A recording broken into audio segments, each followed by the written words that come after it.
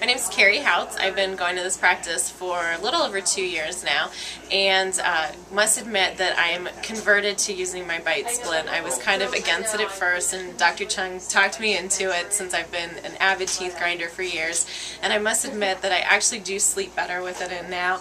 I can't go a night without my bite splint now, and I do admit that my jaw feels much more relaxed, and I figure it's healthier for my teeth.